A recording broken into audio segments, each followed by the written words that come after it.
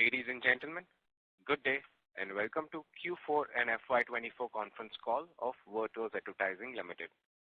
As a reminder, all participant lines will be in the listen-only mode, and there will be an opportunity for you to ask questions after the presentation concludes. Should you need assistance during the conference call, please signal an operator by pressing star then 0 on your touchtone phone. This conference call may contain forward-looking statements about the company, which are based on the beliefs, opinions, and expectations of the company as on date of this call. The statements are not the guarantee of future performance and involve risks and uncertainties that are difficult to predict. We have with us today from the management, Mr. Hiren Kumar Shah, Promoter and Whole-Time Director, and Mr. Ashish Shah, Director. I now hand the conference over to Mr. Hiren Kumar Shah, Whole-Time Director and Promoter, for the opening remark. Thank you, and over to you, sir. Thank you. Good evening, everyone. I would like to wish you all a very warm welcome to Vertoz maiden earnings conference call for the fourth quarter and year ended 31st March 2024. I would like to begin by expressing my gratitude to you all for taking the time to join us today. We have on call Mr. Ashish Shah, Director of the company, with us today, and Adfactors, our investor relationship. It gives me immense pleasure to address you all today as we stand on the cusp of secular growth journey. Since this is our first earnings conference call, I would like to share a brief overview and history of our company and some recent developments before we get into the business and financial performance. Little brief background about the company. In 2012, we formed Vertoz in India and opened our first international office in the US. Over the years, we developed several innovative technology solutions for display and mobile advertising through our programmatic platform, Flex. In 2017, we made history by becoming the first Indian publicly listed AdTech company on the NSE Emerge board and moved to the main board in 2020. We continued to innovate with the launch of PubNX, which is now IncrementX, Adsurite, AdMozart, expanding our suites of services. Our efforts were recognized when we received the prestigious Emerging Brand of the Year Digital Marketing Award in 2022. We introduced our suite of offerings for CTV and DOH media markets. In 2023, we made headlines with the announcement of merger with PayNX and QualiSpace and a significant investment in Silvertech Web Solutions, which is now performance. The integration of cloud tech services into Vertoz through the merger and acquisition of the PayNX technologies and QualiSpace Web Services. This strategic move has enabled us to incorporate a comprehensive range of digital identity and cloud offerings, such as domain name, SSL, web hosting, VPS, public and hybrid cloud, enterprise email offerings, including B2B domain reselling, domain registration, domain hosting, and more. Together, we call them Cloud Tech, which joins our existing bouquet of MarTech platform. Cloud Tech now complements our existing MarTech media and advertising platform. This integration positions Vertoz as a partner for businesses to leverage digital technologies for both cloud and advertising services, significantly enhancing their business outreach. Today, Vertoz is a leader in digital advertising with proprietary platform that drives marketing and advertising success. Our recent addition of cloud tech offerings has positioned us as the preferred go-to partner for businesses to leverage digital technologies and online presence. Our key platform includes, number one, Flex, which is a self-serve media buying platform for marketers and their ad agencies. Number two, IncrementX, which is our niche audience representation and monetization platform for publishers. Number three, Adsurite, which is a performance marketing platform for marketers, publishers, and affiliates. Number four, AdMozart, which is a real-time ad exchange platform for demanding supply partners for the ad tech ecosystem. Number five, Connect Reseller, which is a domain and web business product distribution network. Number six, QualiSpace, which is a cloud solution platform. While the first four, Flex, IncrementX, Adsurite, and AdMozart, falls under our MarTech segment, and the two, Connect Reseller and QualiSpace, comprise our cloud tech business. Vertoz empowers businesses with a suite of advanced services designed to optimize performance and drive revenue. Our media and monetization platform bridges the gap between publisher and advertiser, using the AI, artificial intelligence, to enhance revenue and maximize ad spend impact. Our marketing advertising platform leverages data-driven insights and innovative strategies to deliver targeted campaigns and maximize ROI. We provide essential digital identity solutions for secure domain management, helping business build a strong online presence. Additionally, our scalable cloud infrastructure service supports digital transformation, optimize efficiency, and reduce cost. We play an instrumental role for businesses to go digital and optimize their online advertising and cloud services.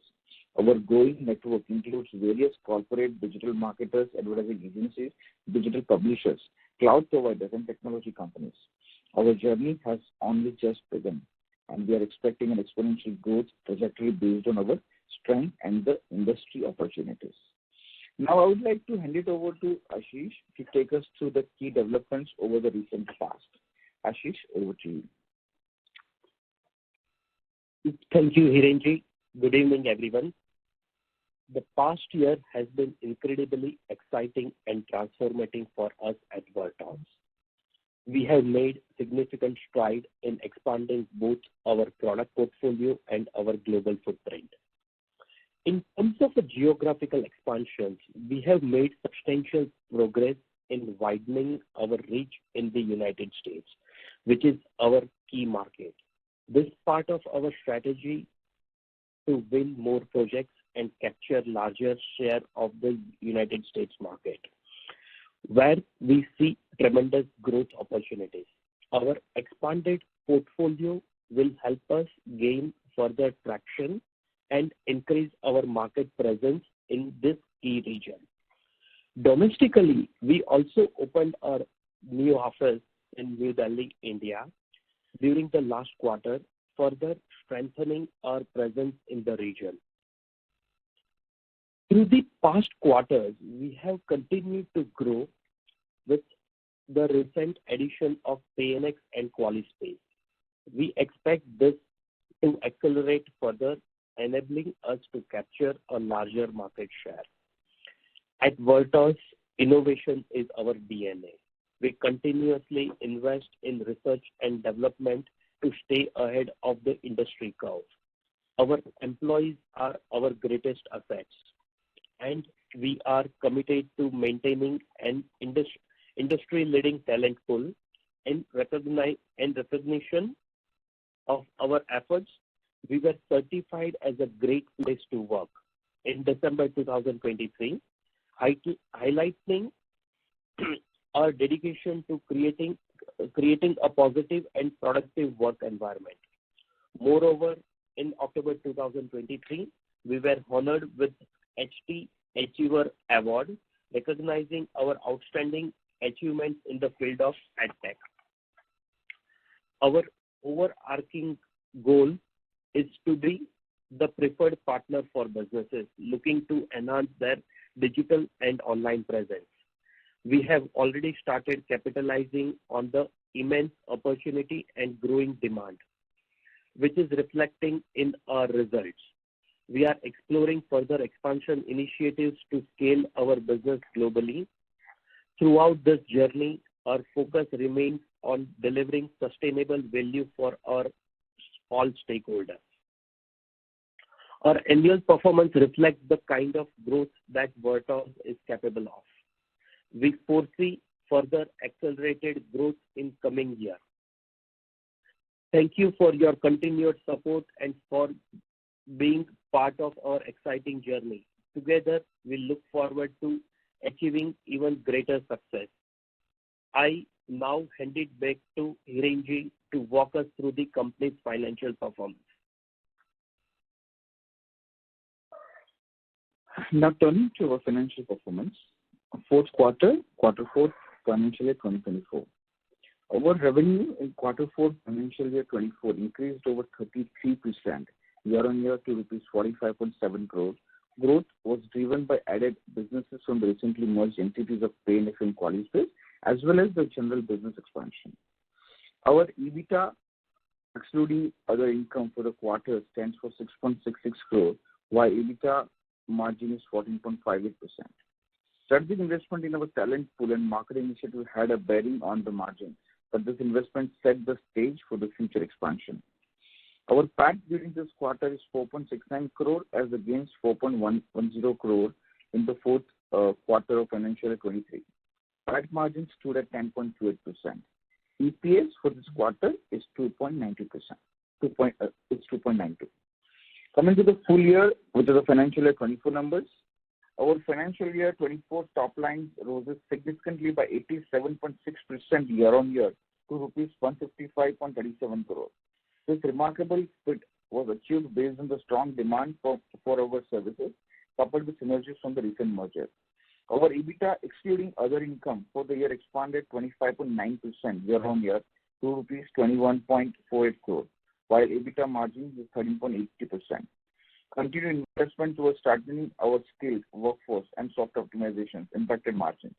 This has strategic investments towards building a strong base to cater the anticipated surge in demand. Our PAT during this year showed a phenomenal increase of 46.0% year-on-year to 16.12 crore as against 11.04 crore in financial year 23. PAT margin stood at 10.67%.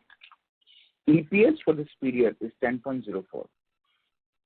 This robust performance reflects our strategies and execution, and with the inclusion of cloud tech, we expect even higher benchmarks in the coming quarters.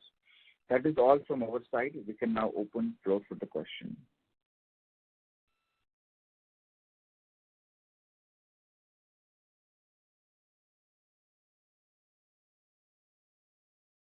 Sir, should we open up the floor for question and answer? Yeah, please. Thank you very much. We will now begin the question and answer session. Anyone who wishes to ask a question may press star and 1 on their touchtone phone. If you wish to remove yourself from the question queue, you may press star and 2. Participants are requested to use handsets while asking a question. Ladies and gentlemen, we will wait for a moment while the question queue assembles.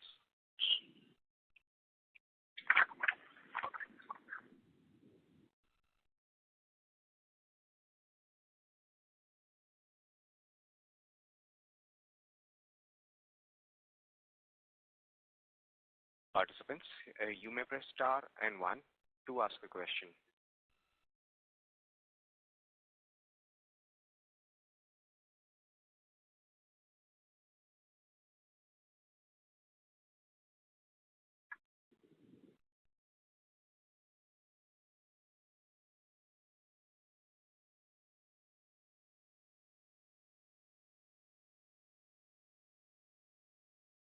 The first question is from the line of Darshil Javeri from Crown Capital. Please go ahead. Hello. Good evening, sir. Thank you so much for taking my question. Hope I'm audible. Yeah, you're audible. Yeah. Hi, sir. So, sir, we've had fantastic growth in the last 2 years, sir. So what kind of growth can we expect in the coming years, especially maybe FY25, because we've just added the cloud business. So any color on that? And our margins were impacted because of our mergers and another investments in IT. So what kind of margins? Can we go back to our historical margins of 20% plus? Okay. So basically, let me give you a little size on the business point of view. This market, in terms of like digital, cloud tech and martech, both are expanding globally, not just in India. And we really anticipate that we will really have a good growth trajectory on that. We are expecting at least around 25 to 30% CAGR growth on year for at least next 5 years. And we're expecting that maybe we may achieve more as well by looking at the market, and the growth which is happening in the market. Definitely, we are at the growth stage at this moment. So obviously, our focus is to capture more and more market, and that's the reason why we are investing more on the people, talent pool, and the software and structure, so that we are able to reach out to the more bigger market, and that is the reason why the profit margin would impact. But definitely at later stage, this margin will improve with getting a more better average revenue per user by being both the businesses helping each other. So maybe the next year also we will have similar margins as FY24. Is that what we are saying, sir? And just also wanted to ask, sir, so in the current year, how much was the contribution from a cloud? Because we, I think, acquired in March, correct, sir? So that was not picked up completely consolidated in the current year? Correct. Yeah. Yes, true. This is not the complete sales belongs to cloud, because this has been recently, all the numbers have been recently merged. So it has only few months data which will be added into the financial side. But next year, obviously, you will start seeing the growth, and you start seeing the numbers for the segments. Where we'll be able to have multiple growth on that side. So, sir, how much did the cloud business do on its own in FY24? So that will be completely added to our current base, right, sir? Right. So not complete full financial year has been added to this, because this is only with effective of 22nd of February 2024. Yeah. So, sir, in FY24 we had 1 month of cloud business. In FY25 we have 12 months. So how much would be the additional? What was the run rate for the cloud business, sir? Generally, we are expecting that, we do not have exact number on how the business will shape up in terms of the next year. But generally, we are expecting that, we have a major stake on the MarTech, and Cloud Tech is definitely started and adding up over here with the MarTech customer. So that will also keep increasing on it. So maybe, you can have an average like maybe 60-70% we're expecting on a MarTech kind of a business, and 20-30% on the Cloud Tech side of a business to start with. But definitely it will keep changing the way we will start expanding in the various markets. Okay, sir. Fair enough. If I have any other question, I'll come back and take you. Thank you so much. Yeah. Just a second. Yeah. Yeah. Hi, Darshil. Mr. Darshil, sorry. The both business, Cloud Tech and MarTech, are complementing each other. Okay. So the impact in this coming year will definitely be there with respect to the complement in nature. There are certain customers can be shared between both the businesses. So definitely there will be a major impact in terms of the revenue for the organization.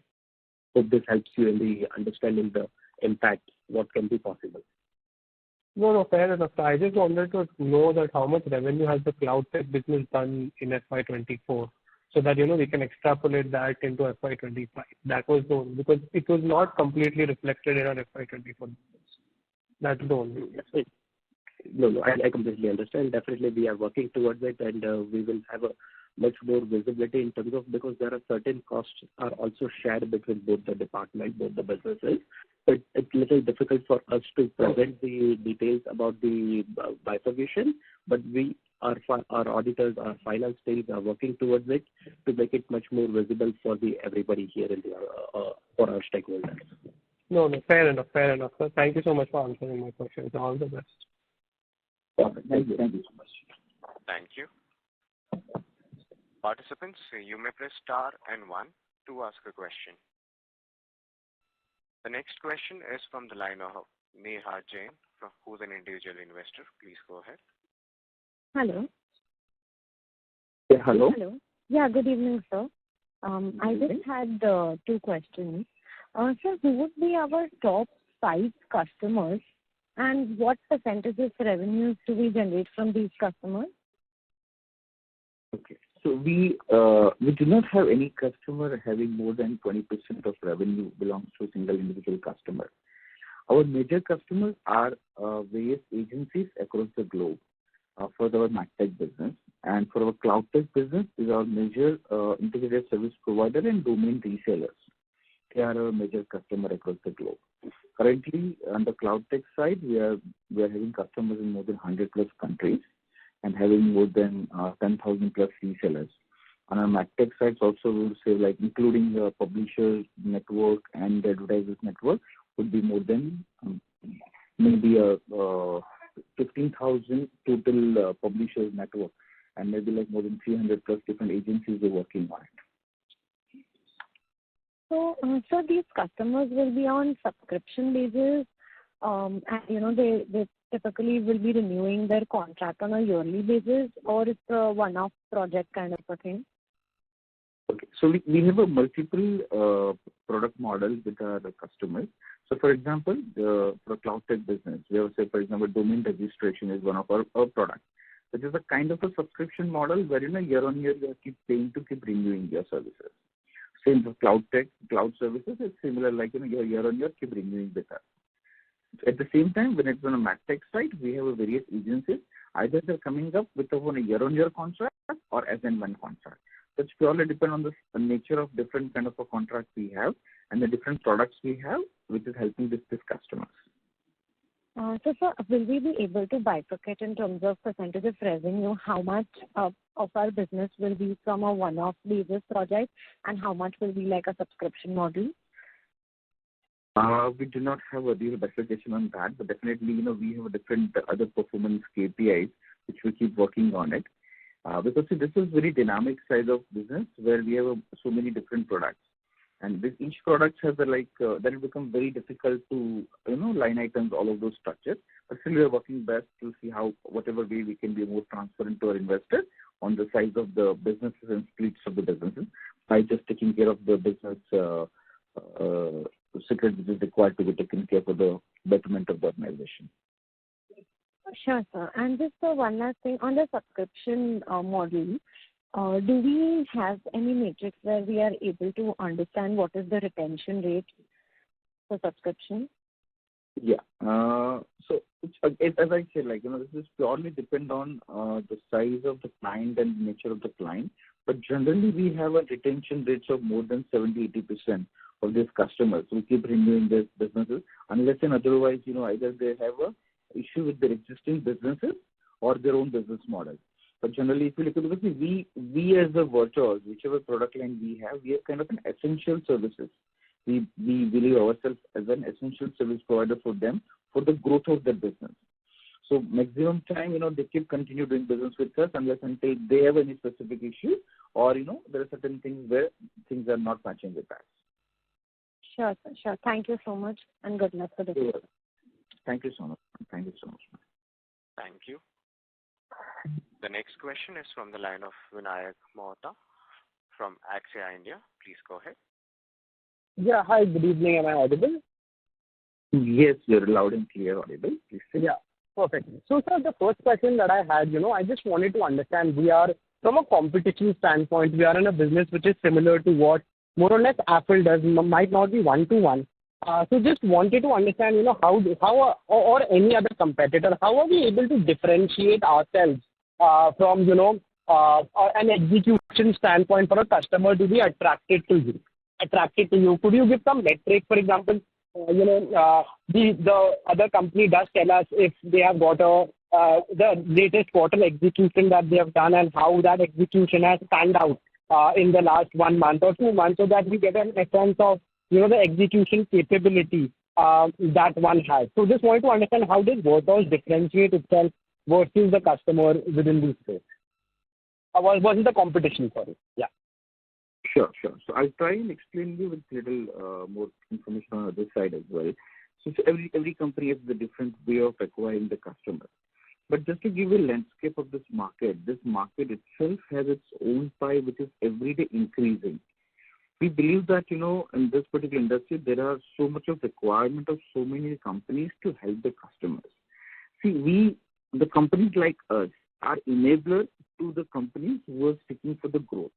And this is like, any sector agnostic. So any company, say, for example, who wanted to go for digitization and who want to acquire a customer in a faster way, require a use of data and technology, and the companies like us, they can really help them to grow and help them to get the customer acquisition at the better price with speed. This era is not the era of small and big. This era is the era of speed in terms of speed and in terms of fast and big. So those people who want to be fast, who want to achieve the success fast, they really require companies like Vertoz to help them achieve their growth. So here, as I, coming back to the question answer, what is the USP we bring on the table? Definitely it's the data and technology, which really help the customer to get the more better precise targeting, precise marketing, and precise customer acquisition. And end of the day, that's going to be always an added advantage for companies like us to get the better results and better ROI for the customer. I hope I answered your question.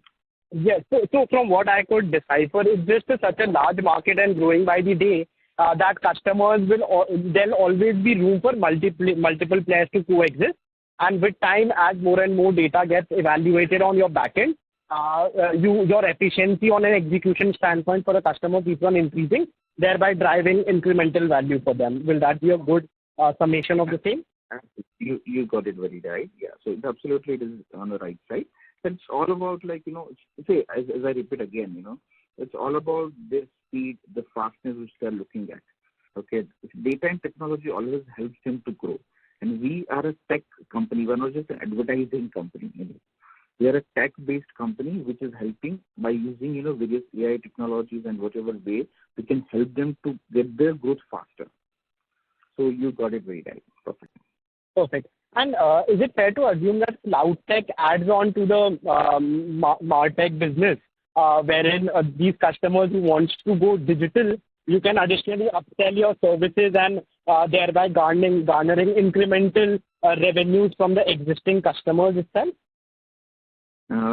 Yes, one way. So it's very simple. For a MarTech business, cloud tech is a background. It's if you really want to grow faster, you have to have a cloud. You have to have a cloud services. You have to have your applications on the cloud. So it's obviously a kind of a complementary business with the MarTech services for internal consumption as well as for the external customer to whom we're looking at the bigger expansion. Understood. So coming down to your margins, margins have been quite high historically. But right now you did mention in your press release that because of investments within the business and some front buying of the inventory that you had to do on the ads front is where your margins got impacted. So what I wanted to understand more of, on a sustainable basis, how do the margins differ between the two businesses? That's the first point within this question. And the second point is, have we had to undercut our ARPUs, for example, in order to garner more customers, and that is having an impact on the margins as well? So just trying to understand that once we are done with this investment phase, how do you see this margin trajectory evolving? Because we've come down from a high of 24-25% to now as low as 11 to 14% to close this quarter. So just wanted to understand how we are placed as a company from that standpoint. So margin generally stands between if you look at overall, it will be between 8 to 12% of a PAT margin is what we are in general we are expecting. See, end of the day, it's all about the ARPU, which will always increase the margin. So when you have a multiple product lines, your acquisition of customers become a much cheaper, and then you're able to sell multiple products, which can definitely help you increase the margin. And that is what we are working as well. And we are getting customers. So for example, we have a domain customers get acquired for as low as maybe $1,000. And maybe a cloud tech customer and maybe acquired for maybe like 500,000 rupees, or maybe MarTech services customer maybe for 20 lakh rupees, right? So now different sets of customer gets acquired at a different price range, and at the same time each customer acquisition cost differs. But if the moment everything gets together, the overall ARPU at the sense of overall acquisition cost get changed. So from an operating margin or EBITDA margin standpoint, we could look ourselves being closer to that 18 to 20% range on a sustainable basis. Would that be a fair assumption? Yeah. Like over a longer period, once we are done with the... Yeah, you can say that. We could be there between 15 to 20% of EBITDA margin, which should be achievable. Understood. And so you had also talked about in your presentation about a potential inorganic acquisition. So what segment will be, and addition to that, you did also talk about a potential fundraise. While I understand that you might not have constrained onto a number or so, but just wanted to understand what is management thinking in terms of, which segment do they want the acquisition to come through, and what is the size of acquisition that we are looking to do in case we go ahead and do one? Okay. So we are evaluating various different options on the organic as well as inorganic side. It's still in the initial phase of that. The moment the concrete information comes up, we'll definitely share on the public forum with the investors and stakeholders. But we are open to see where we can get the more customers get acquired and be able to help our existing product line to serve those customers. And just a second, I would like to also add here. Just a second. Hi, Vinay. So with respect to the acquisition side, so we are looking for both the sides, especially on the MadTech and Cloud Tech. Okay, both the sides we are looking for the various options. And on all of these options, we are just figuring out the best potential strategic opportunity for us. Either that strategic opportunity can be, as Hirenji mentioned, that could be a customer acquisition, or that could be also the technology acquisition, could be the opportunity for us in terms of an inorganic side. Understood. So just two suggestions, going forward. If you could just give us an understanding of any ARPU metrics that you guys internally track and how it has evolved over a period of time, like the competition does.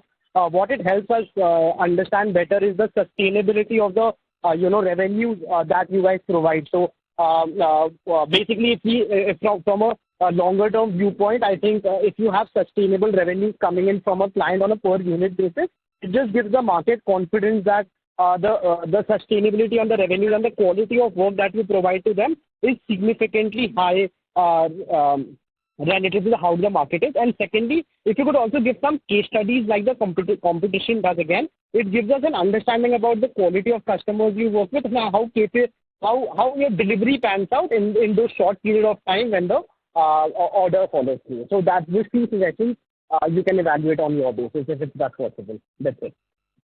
Definitely point taken, and we definitely have internal metrics currently.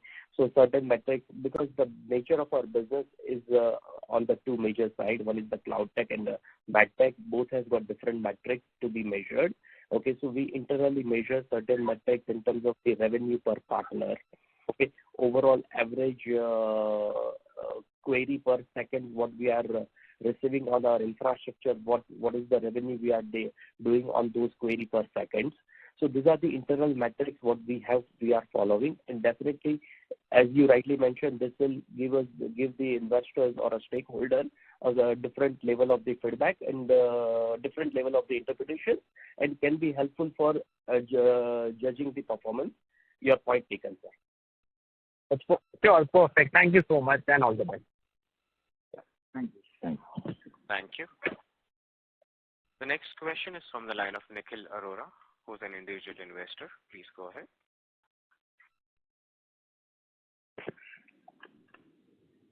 Thank you for your opportunity, sir.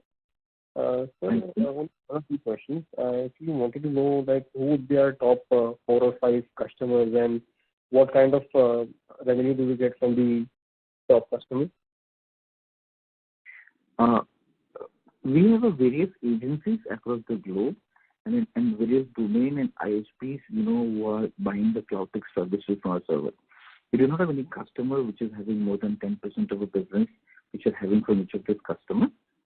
And generally, if you look at the kind of a customers in India or abroad, we have top agencies are our customers, like for example, Dentsu Group, this WPP Group, Publicis Group, those kind of companies as our customers. Okay, so got it. And sir, any geographical split of revenue that you can provide, like which region gives us the highest share of revenue? So we have currently, India and international business is what we are advocating, and we have around 70 to 80% businesses outside India, and around 20 to 30% is what we are doing in India, and we're working towards getting more and more India story expanding, where we get the more and more customers in India as well. And that's why recently, to see over that's what Ashish has mentioned, that we started operations in Delhi, and now we're starting a few more operations in other part of India as well. Right. So what would be the opportunity size abroad versus India? If you can just throw some light over here. Sure. So see, if you look at the India overall growth, definitely we're into double-digit growth in India story. And globally is a kind of a mature market of the growing country. But at the same time, there are countries which are growing countries where also there is a good opportunity. So what we're working is that we already have a good handle and good support system in the US, which is a very grown and mature market. So we're trying to encash those opportunities from that part of the world. But at the same time, India is definitely at altogether a different story as our Indian political structure, and which is helping us, all of us, to go together in the digital side of the India. So we really hoping, we're really bullish on the Indian market also to grow a little more on a higher side as well. Okay. So we expect similar kind of growth in both the regions, I mean abroad as well as Indian. Correct. So, okay. Thank you so much, sir, for the opportunity, and wish you all the best for future. Thank you so much, Nikhilji. Thank you.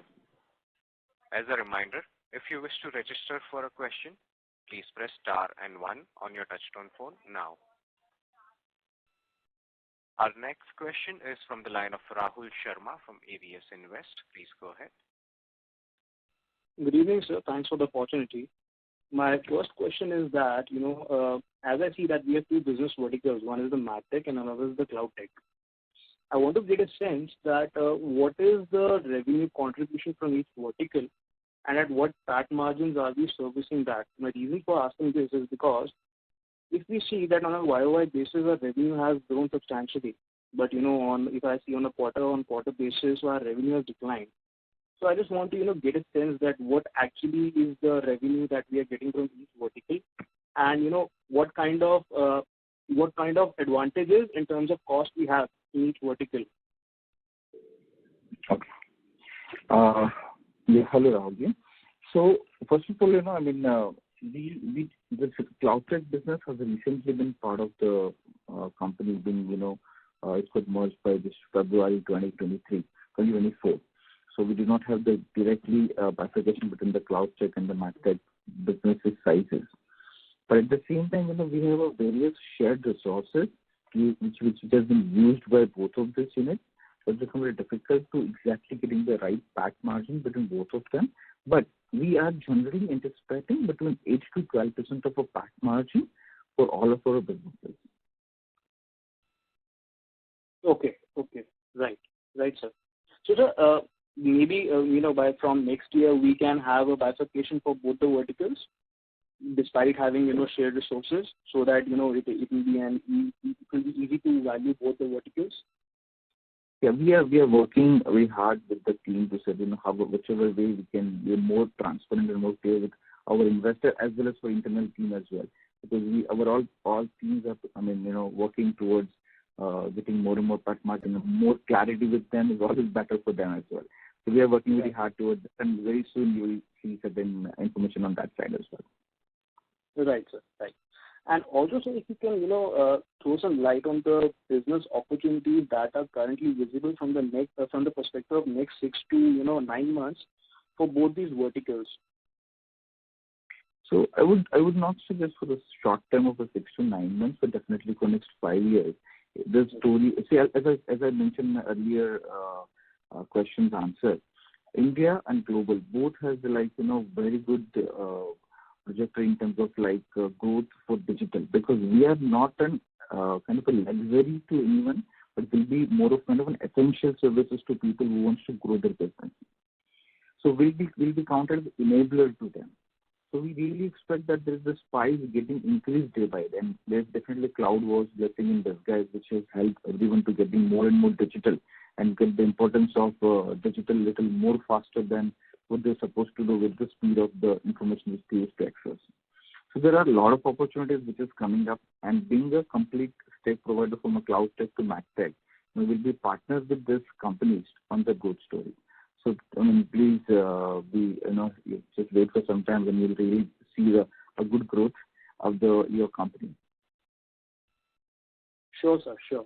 All right. Second question, sir, what I had is that if you can, just throw some sense of light in terms to, what kind of talent are we hiring into our company? Whether it is an experienced or what kind of people are, because as I see that our employee expense has increased during the quarter as a percentage of our top line. So you can just, give me some sense on that. Right.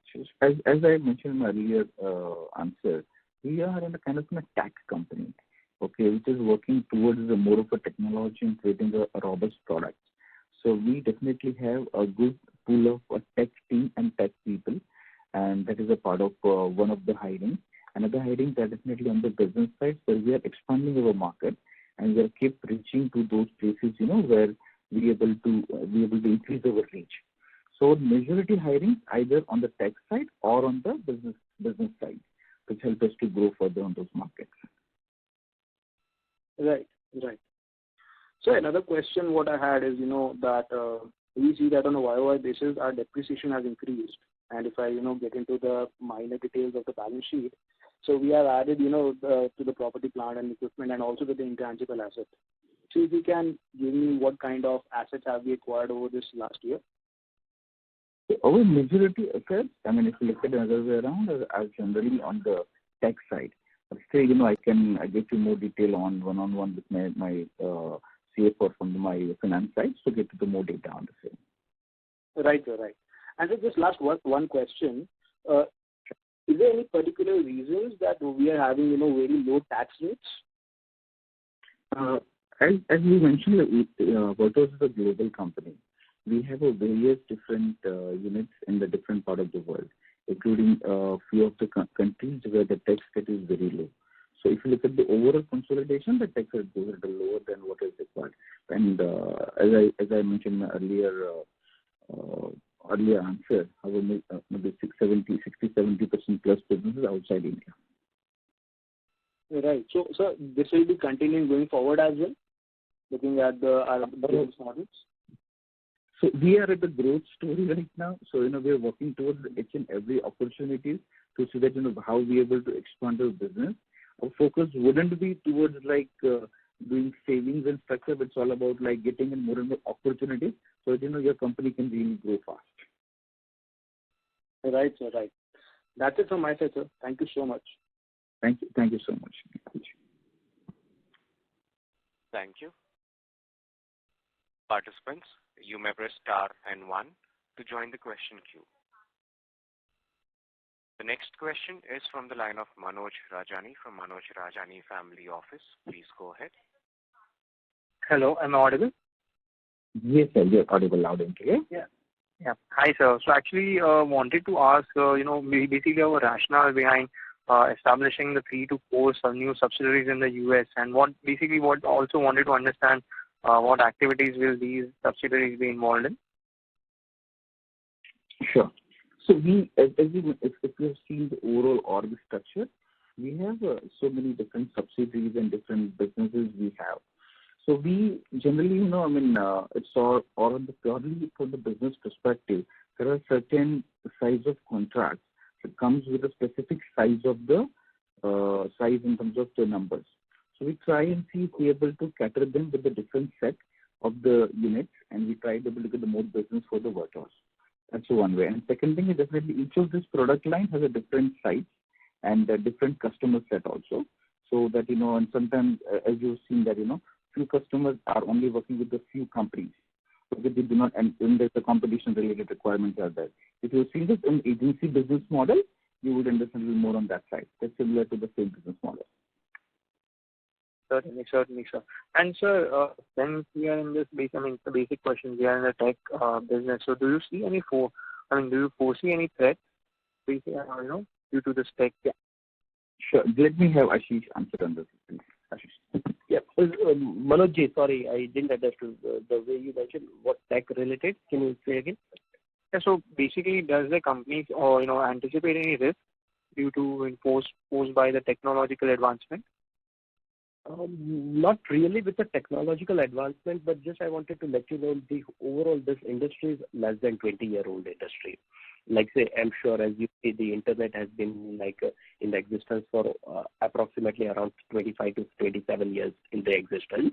So being said that there are a lot of policy implementations are happening across the globe, based something with respect to the privacy policies and stuff like that, which is overall helping keeping the user at the center and helping them to establish the policies.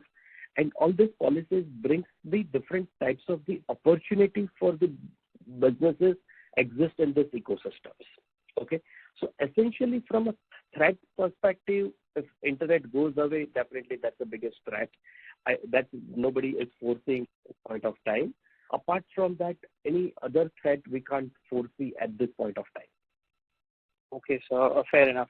And also, sir, wanted to know about the direct service expenses. So, like, I mean, there has been a huge 25% decrease. So, in this quarter.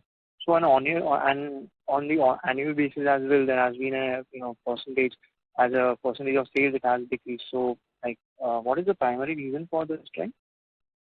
One sec, I'll have Mr. Hiren to answer on this. Yeah, but Hi. So see, as I mentioned in my earlier answers, the company is currently on the growth stage. So we are working towards to see, whichever way we are able to acquire more and more customers and be able to serve them. So currently, those margins and those numbers, you might feel little here and there, but slowly you will find it very consistent basis on that side, and you won't find total discrepancy on that side. And the last question, so like operating and other expenses have increased in value. So what expenses are included in this category? If you could just throw some color on that. Maybe what we can do is I can have you send it those details from my finance team on a detailed way, so we can take this on a separate line. Sure, sir. No worries. That was my last question, sir. Thank you so much. Thank you so much. Thank you so much, Manoj. Thank you.